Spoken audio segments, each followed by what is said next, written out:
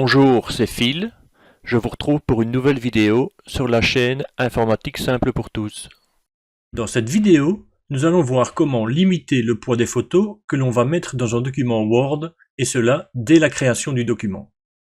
En d'autres termes, si je dis que les photos que j'incorpore dans un document Word doivent être de faible poids, pour que le document puisse facilement être envoyé par mail par exemple, alors même si je mets des photos en ultra haute définition dans le document, la taille du document Word sera la plus petite possible. Cela devrait être un automatisme pour toute personne qui crée un document qui contient des photos et qui devra être partagé avec d'autres personnes.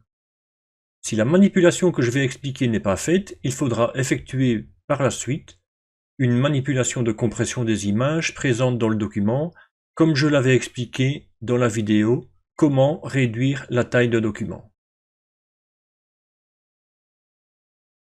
À savoir que la manipulation que l'on va faire est également disponible pour Excel et PowerPoint. Passons tout de suite à la démonstration.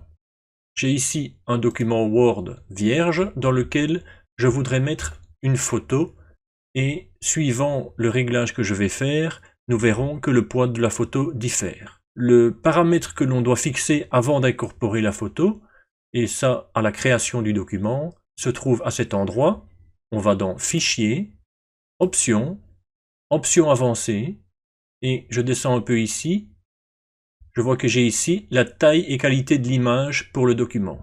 La résolution par défaut est de 220 points par pouce, et je peux le régler sur haute fidélité 330, 220, 150 et 96. On va le mettre ici pour l'exemple sur 96 pour qu'il soit le plus faible possible, tout en gardant une qualité d'affichage très appréciable. Je fais OK. Et si maintenant, à partir d'un document photo que je vais incorporer, je vais le mettre ici dans le document.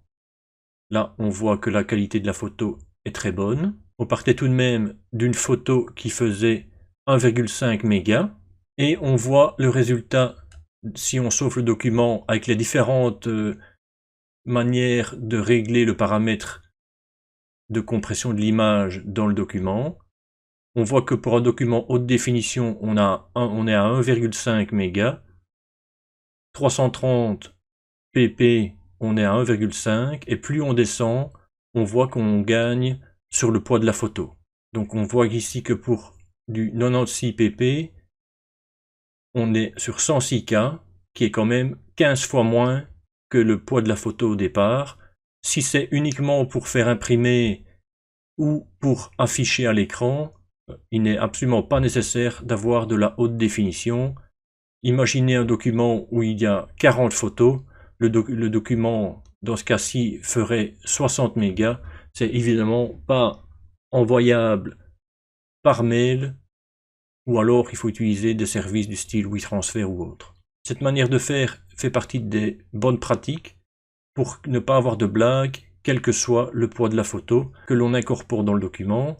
À savoir que si on prend des photos avec son appareil photo, par défaut, il est souvent en haute définition et la plupart des utilisateurs ne font pas du tout attention au poids des photos et se retrouvent avec un document beaucoup trop lourd qui n'est pas du tout exploitable, sans compter que chaque fois qu'on ouvre, il charge les photos en mémoire de très haute qualité, ce qui encombre la mémoire de manière inutile. Dites-moi si c'est quelque chose qui vous est utile et si vous connaissiez cette astuce. La vidéo est maintenant terminée, j'espère qu'elle vous a plu. N'hésitez pas à visionner les autres vidéos disponibles sur la chaîne et à vous abonner. À bientôt pour d'autres vidéos.